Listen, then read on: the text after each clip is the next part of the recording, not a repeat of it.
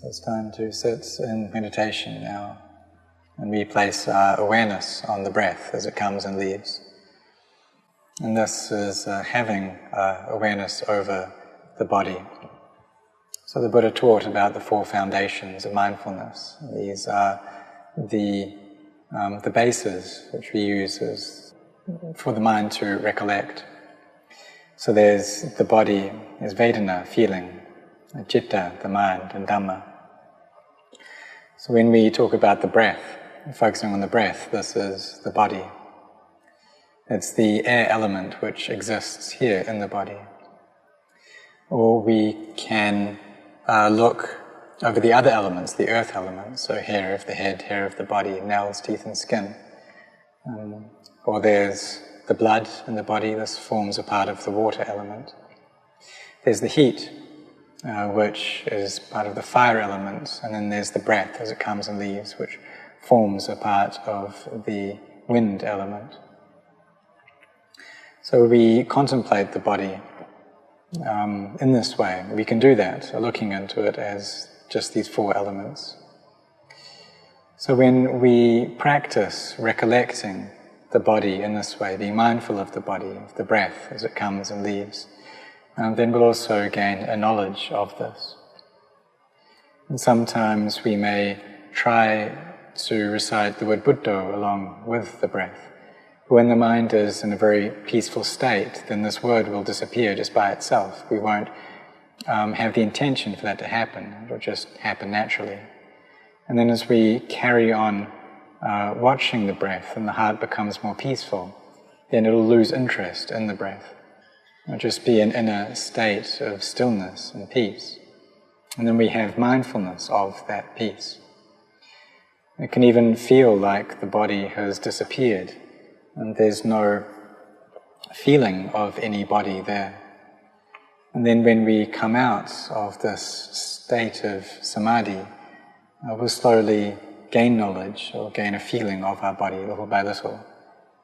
And we'll realize where it is that we've been sitting. So it's possible for the mind to become still in this way.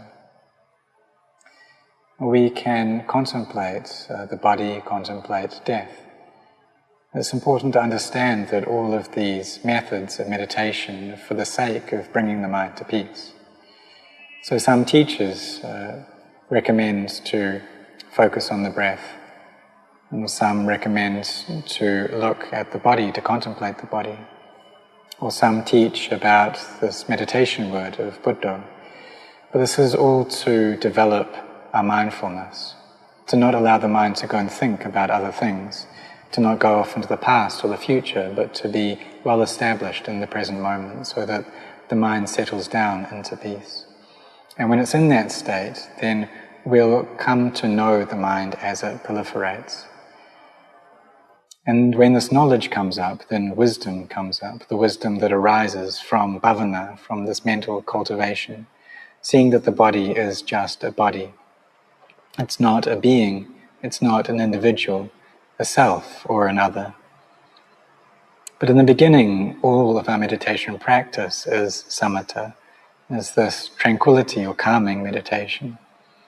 So when we look at the body, that's for the sake of bringing the mind to peace. Separating it out into the elements is to bring the mind to peace. All of these methods are for peace. Or having mindfulness of the breath. In the end, this will lead the heart to a state of calm. So this is samatha, kammatthana as well. And whatever we feel proficient in, whatever our mindfulness can stay with, then we just take that up and we do that one thing. And then as we become more and more proficient in it, then it becomes easier. But in the beginning, it can be quite difficult. So we need to endure. But then as the mind becomes peaceful, and we see it as it begins to proliferate, and if our mindfulness is quick enough to be on top of that, then this will be a cause for wisdom to arise. And this knowledge comes up, that there's no being, no individual, no self, no other there. It's just a collection of elements that have come together to form this body. That Or we can see the body as just being a bag of blood, for instance, something that's filthy, just a collection of different aspects of the water element, or just a heap of earth, a collection of fire.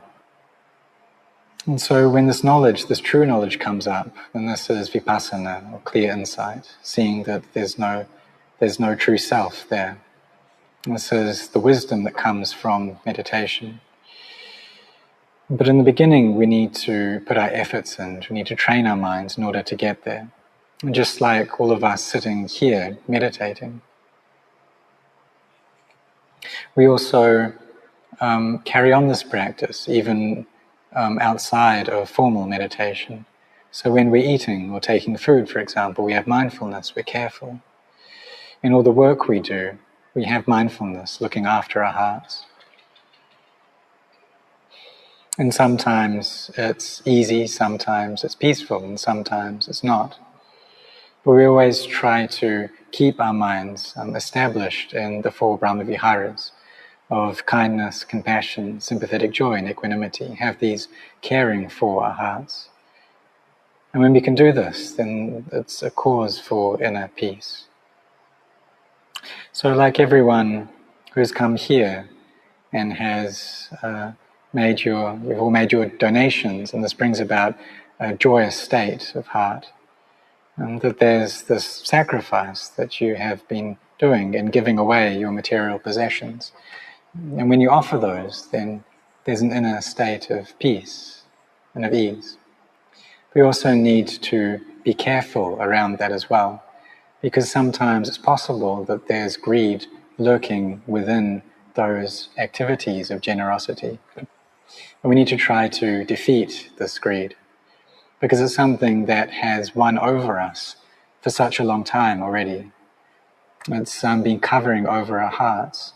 So we need to think that one day we're going to have to defeat this. So it's normal that, or it's the normal state of for us, unawakened beings, that these defilements do cover over the mind. And how do they operate? Well, whenever we receive a sense impression, then they start to work. So we need to be mindful at that point, and do a lot of formal practice, a lot of sitting meditation, walking meditation. And sometimes we just simply don't want to walk, but we need to make ourselves do it.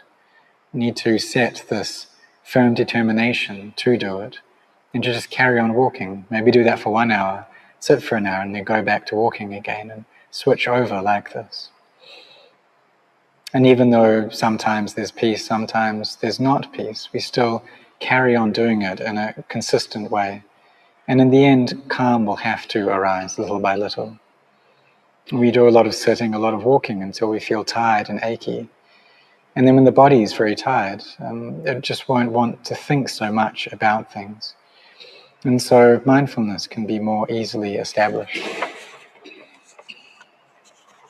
And there's a story that I've told many times of when I was newly ordained at Wat Marp Jan, and we were building the Uposatha hall there.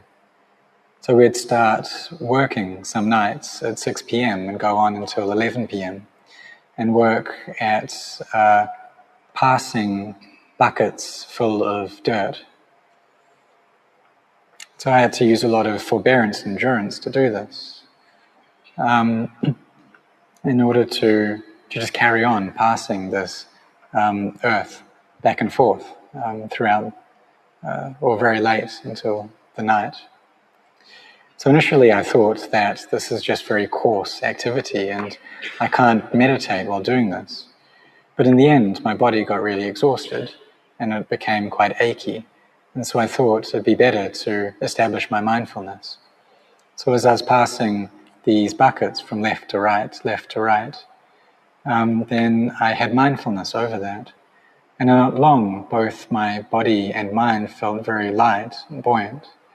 And there was a great peace in the mind that came up.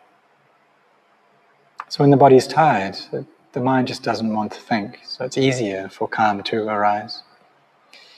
Just like when we go through all the 32 parts of the body, we start off with the first 5 parts of hair of the head, hair of the body, nails, teeth and skin. And we go through these back and forth, and then we go on to the next 5, starting with flesh. And we carry on going until we get to the last part, the brain. And just doing 5 at a time. And as we carry on going through these, reciting these words back and forth, then gradually they reduce in number. They go down from 32 to 5, and the end just 1, kesa, for example. And the mind settles on this one spot. And just like a monkey in a forest that's jumping around between 32 trees, and as it carries on bounding between these trees, in the end it becomes tired and it settles just on one single tree. And it becomes still and peaceful. This is what happens with our minds as well. So we try initially to establish our mindfulness just on one single object, but if we're not able to do that, then we can use many objects. So like all 5 of hair of the head, hair of the body, nails, teeth and skin. And in the end, the mind is peaceful and will just settle on one, just on kesa, hair of the head, for example, or on tacho, skin. So these are methods to bring our minds to peace. And when the mind is in a peaceful state, then it gains a temporary relief from the defilements. And this works, this peace of mind works to clean the heart, to make it bright. And this is what happens when we develop samatha kammatthana. In some places, they teach only vipassana. But really, this vipassana that they're teaching in the beginning is just a method to bring the mind to peace. It's not actually true insight. They teach to have mindfulness over physicality or mentality, but this is the method of using wisdom to give rise to samadhi. It's still samatha kammatthana. But it's only when the mind is in a peaceful state that this true knowledge can arise, that wisdom comes up, that clear insight arises. That we see that this body is just a body. It's not a being, an individual, a self, other. The mind is just the mind. In order to do this, we need to have developed our samadhi to a high degree already. And we do that through a lot of walking meditation, sitting meditation, really putting our efforts into this practice. And in the end, we'll gain results due to our efforts. So that we're able to gain relief from suffering, to find a way out of stress, is because of the effort that we put in. So we need to have this energy, this effort. And even if we feel like we just don't want to do it anymore, we need to carry on doing it. We need to carry on practicing. We need to put in this effort until we gain victory. So if the mind is thinking a lot, if there's a lot of proliferation and it's very restless, then we can just walk and not stop. And we set a firm determination to do this and to really establish our mindfulness with this walking. And at the beginning there may be many thoughts going on, but as we carry on, mindfulness gets better. So what's really important is to make our mindfulness consistent and constant, this constant stream. And it may not be easy to do this in the beginning, but as we carry on going, then it can help us to find our way out of the hindrances. So these hindrances of liking and disliking, of aversion, of sleepiness, of doubt, of restlessness, these are things that have covered over our minds for a very long time. And so for us to clear them out, to find peace, it also takes time as well. We see that if we sleep too much, then it's hard to bring our minds to peace.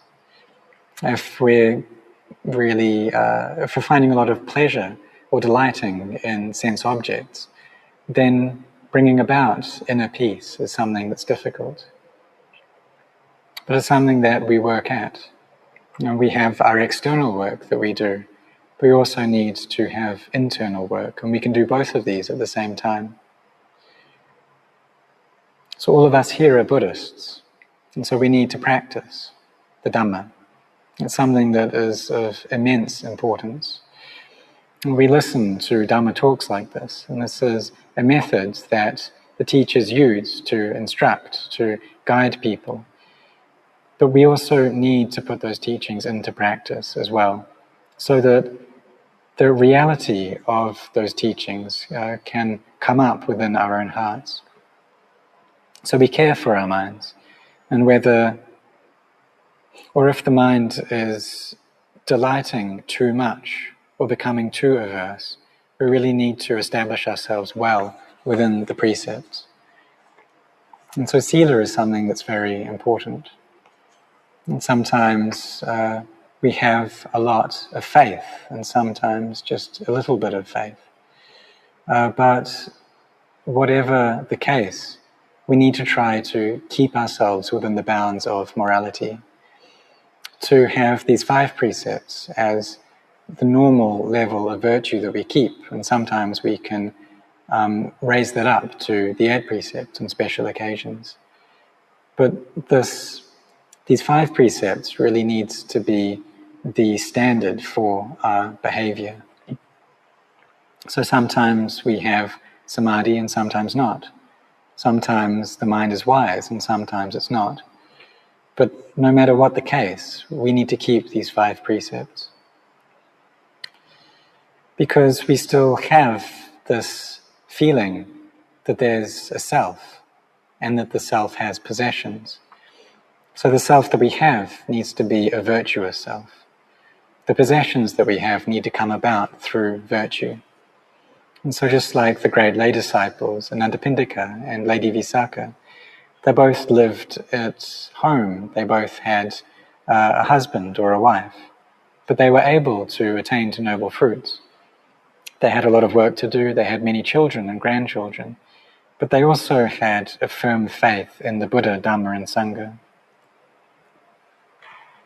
And they were able to keep themselves within the bounds of these 5 precepts. So they had managed to destroy a portion of the defilements permanently. This self-view, attachment to rites and rituals, and skeptical doubt, they had done with that permanently, and destroyed it permanently. And they had a firm faith in the Buddha, because they had practiced a lot before that. So like Lady Visakha, just at the age of 7 years old, she could attain to Sotapanna. And this is something that's very special. That even though she was a child, her mind wasn't the mind of a child. And this was due to the bharami that she had created, that she could attain 2 noble fruits at the age of 7 years. And we see that nowadays some children are geniuses. These exist, but they're very few. And it was also at the time of the Buddha that there were children who could become geniuses as well. It's like Lady Visakha and Anathapindika. They had very amazing minds. They gained a knowledge of the Dhamma that the Buddha taught. So for us, we should try to develop our paramis. And we use this opportunity that we have in this life to seek out the Dhamma of the Buddha. So when we practice, we're doing that to realize this Dhamma, that which is able to make our minds bright and full. So we understand that when we gain a knowledge of the Dhamma, when we see the Dhamma, and when we see the Dhamma, then we see the Buddha. And it's not the case that because the Buddha has passed into Nibbana, he's just disappeared entirely, that he's been annihilated. And that's not how it is. And if we speak in terms of wisdom, then the Buddha is still here with us. And we can see him within our own hearts, within our minds. And we can attain to this inner state of awakening, this inner Buddha, within our own hearts. So, with everyone coming here, developing this path of practice, is cultivating or bringing up this inner Buddha as well. That you all have made donations, and everyone has found a joy in the Dhamma. And this is a very important source of nourishment for our hearts. And just like we use physical food to nourish our bodies, we also need a nourishment for our hearts as well. Because if our minds become dry, then they become very sad and despondent. And they don't have any value to them. And this is a great waste. But, or rather, if the mind is in this state, then it doesn't have much value to it. And so we need to bring the mind to the Dhamma so that it gains this value, so that we realize this inner wealth. So the precepts that we keep becomes a wealth of the heart.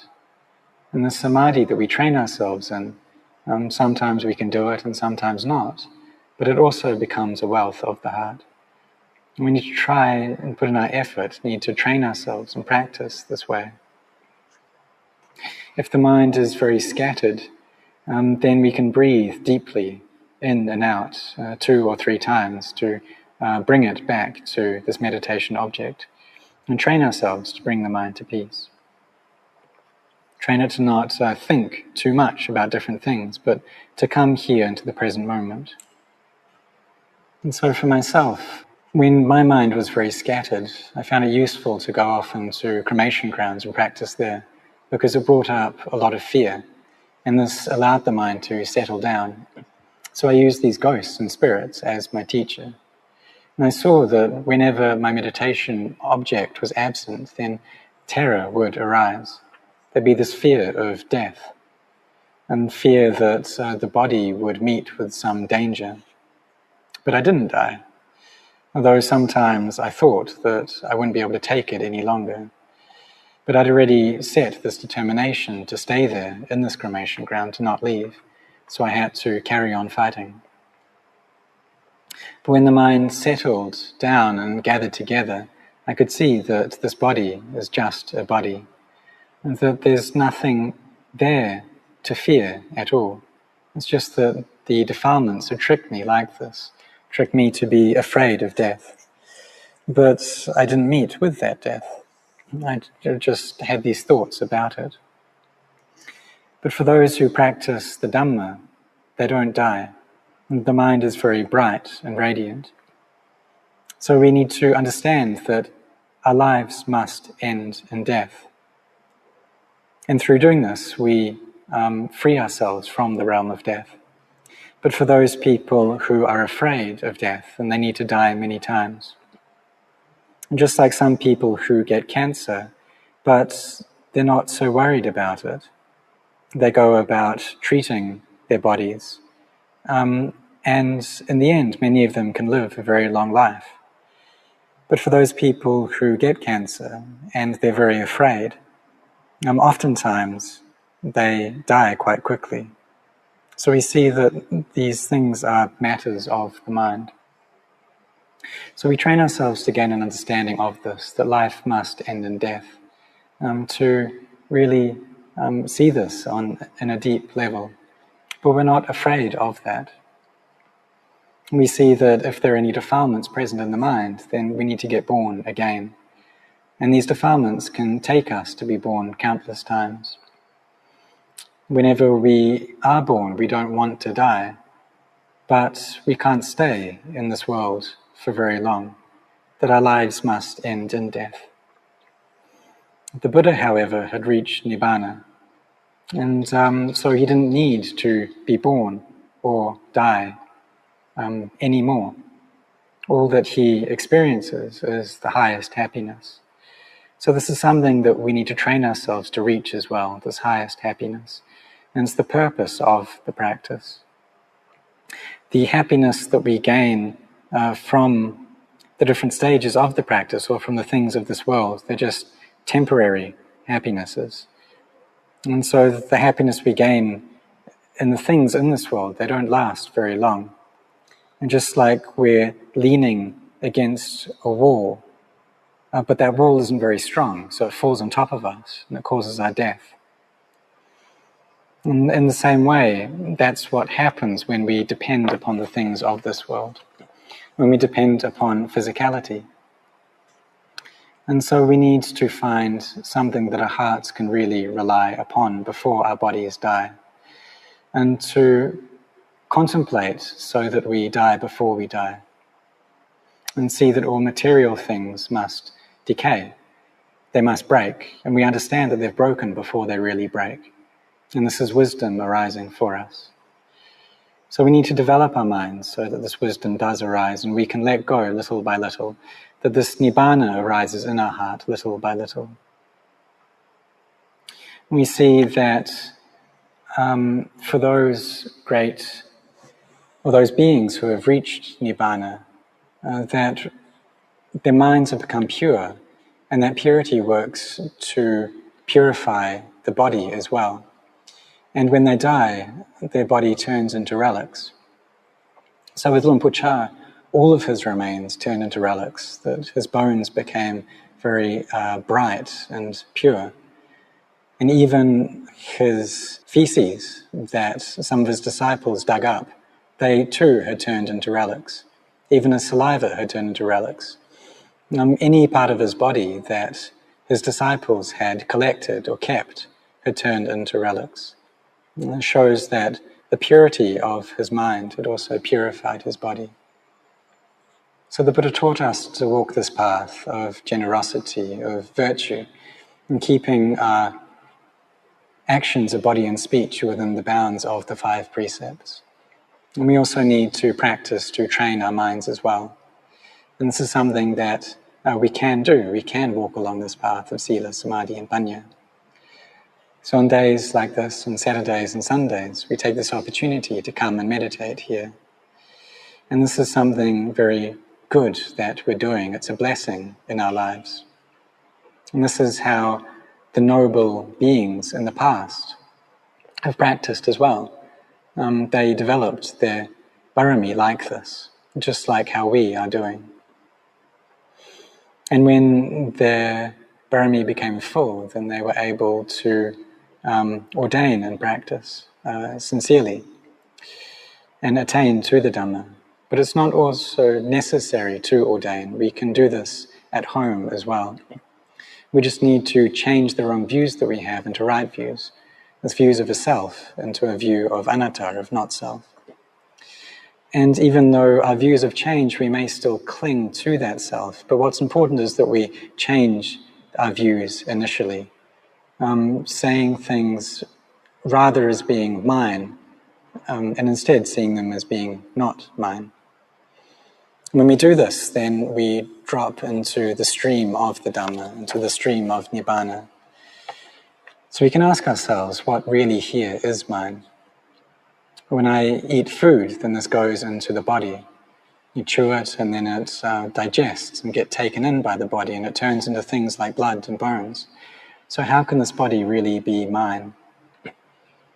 If I breathe in, but I don't breathe out, then the body dies, doesn't it? I can't control this. I can't force it to be otherwise. So we see that this is just the nature of this body. And the breath that we have is a necessary food for these physical forms. And that when there's an absence of the breath, then this body dies. So how could this body possibly be a self? It's just like a robot that has run out of oil and it can't move anymore. And these bodies really are just like biological machines. They need water to feed them. They need heat. They need solid things to feed them. And if they don't get this, then they die. So what about this thing is really me? If it doesn't get food, then it passes away, then it dies. So we ask ourselves these questions, we contemplate in this way, and the peace that we experience grows and grows. And then wisdom arises, and we're able to let go. We gain an understanding of reality in this way by practicing like this. So may all of you try to train yourselves in this way, and may all of you develop and grow in the Dhamma.